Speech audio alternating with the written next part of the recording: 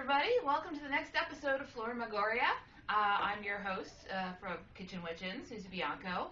Welcome to not the ugliest kitchen in America. We're actually in my living room. So it's the ugliest living room in America? I don't know. It's got to be top 10 at least. So I know that I said on the first episode that today we were going to be talking about repotting aloe, but my schedule got a little bit messed up, and so today we're talking about actually doing repots, or actually potting seeds that we started last episode. Now, as you can see, and as I posted on my Facebook page and my Twitter page, I repotted a few of the larger seeds that took off pretty early. Larger seeds with corn, this is green beans, and pie pumpkins, and also sugar snap peas. Now they're going to be larger, softer seeds, so they usually do get started pretty early because they have, well, not necessarily squash. Squash takes a while, but stuff like the corn and sugar snap peas, green beans, you can do a couple of replants throughout the year for those. So they start early. They, as you can see, they grow pretty quickly. This is about, got replanted about 2 weeks ago, maybe. So today we're going to talk about the seeds, actually go through the process of putting in other seeds. And we have tomatoes, and you can see, I don't know, hopefully you can see, our tomatoes are really taking off a good bit. These are, oh, these are heirloom ugly tomatoes. I actually bought, those big tomatoes that look like terrible things have happened to your body parts. That I probably can't say on YouTube because I'll lose my account. But sometimes the grocery store has heirloom tomatoes that they sell, and they are ugly, so I just call them ugly tomatoes. And I harvested the seeds out of one, and yeah, they are taking off. I tend to do that a lot. Sometimes if I buy an overripe piece of fruit or a vegetable from the grocery store, I will harvest the seeds out while I'm using it, just to see, just to see what I can do with it. And sometimes it really works. Sometimes stuff gets picked before it's ripe, so it can be shipped to places by the time it becomes ripe, which is why a lot of times when you buy regular tomatoes in grocery stores, they don't taste very well. So those seeds are not going to be well matured enough for you to use them. But sometimes if you can find local produce, which I know a lot of people live in food deserts, unfortunately, around the country, so it's not always easy to find stuff like that, or like farmers markets or anything like that. But sometimes you get lucky and you can still find interesting stuff that's been sitting there way too long. The store is probably just going to throw out anyway. And sometimes you can get seeds from those. So anyway, going back to the topic at hand, so as you can see, these are in larger plastic containers, just because I knew there was going to be a little bit of extra time between getting them outside and when I started them. Thankfully, we've had a very nice warm spring this year, so these really popped out of the soil quick. Way quicker than I was actually anticipating, unfortunately. Thus the, slightly larger containers here. But for some of the rest of the seeds, what I like to do is use peat pots, and that's peat, like P-E-A-T. Basically, it's just dried plant matter, compressed, ground up and compressed into a little pot. And the interesting thing about these is that they will actually, you can put the whole thing in the ground as is. You don't have to take them out, risk shocking the root structure. You can literally just pop it right down into the ground and it'll disintegrate and add a little bit of extra nutrients to your ground as it is. So they're kind of neat little things. I like to use them usually every year for smaller stuff that's going to be going out into like actual garden plots. If I'm doing something in like a hanging pot or something that I'm going to be hanging on the porch, usually I just take them out and repot them without them, just because of it's a space issue. And sometimes I do that with tomatoes too, because I get stressed out that they're going to get root bound. But usually it's just me being paranoid, as usual.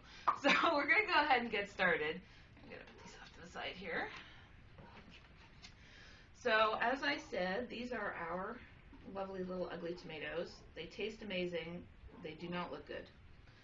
Now, as you can see, what's coming out from the seed is the root structure, and hopefully you can see this little green part here, that is going to be the leaves that are going to be popping out.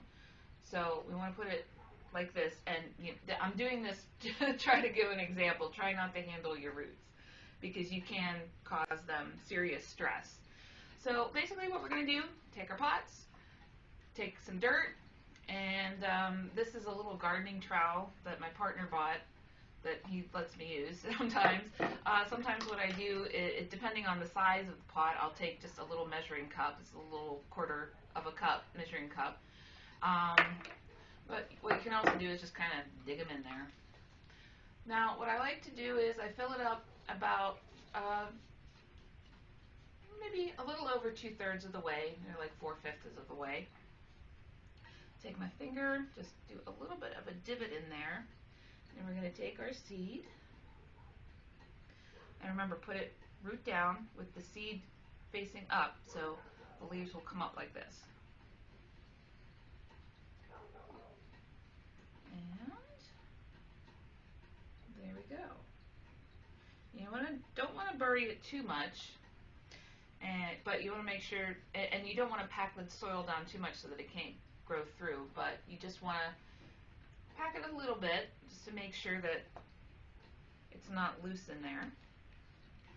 And then try to keep the seed in the middle. See what I'm doing? And pack in around it.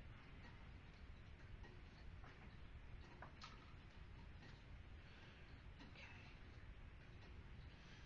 And it's okay if the leaves are out, you want to try to keep it close to the top so it can get some light. If, like this one, the seed is still covering the leaves on the top, it's okay to bury it. Just make sure it's not too deep, because it'll still push up and push out through the seed husk. So you have a little bit of leeway there, but if not, that's okay too. And what you want to make sure to do, okay, pull out my tray here, because these do get very, very wet on the bottom, as you can probably imagine. They're almost kind of like cardboard, only a little bit sturdier. So basically, you want to just water the hell out of it, make the soil very, very wet, and if you're working with fairly dry soil, it'll take a little bit to do that. It'll kind of settle down at the top like that. So you want to, actually I can probably fill that up a little bit more. That's good. Okay. You want to make sure just the soil is pretty well sopping the whole way through by the time you're done.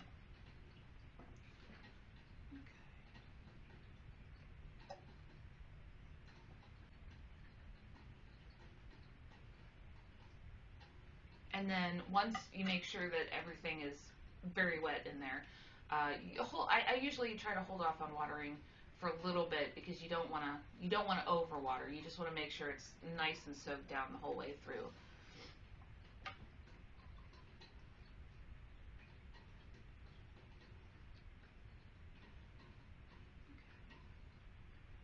As you can see, kind of pulls up at the top and then drains down through, and the longer it takes to drain, the more wet the soil is becoming down through there. Okay.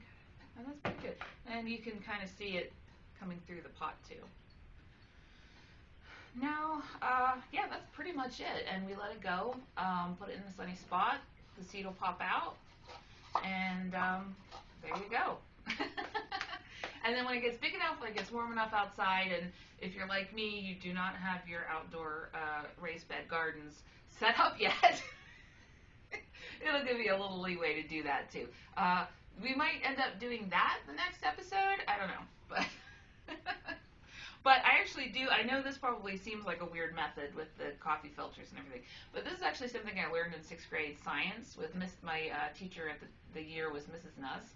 She kind of sucked, but we learned a lot about botany that year, and as you can see, I'm still using the techniques I learned in 6th grade science. And it works really well. It's easy, it's cheap, and these things, I think one pack of 10 of these is like $1 or $2. It's a pretty good deal. You can't go wrong with peat pots most of the time. They're quick and simple, and they break down. And you don't have a lot of mess and tons of pots left over afterwards. So it's pretty good. And you can find those. I got these at Lowe's. You can find them at most home stores. Sometimes you can find them at grocery stores, but I was having no luck yesterday. I was running around town trying to figure out where I could find these this year. So if you have a home and garden store, they probably carry them.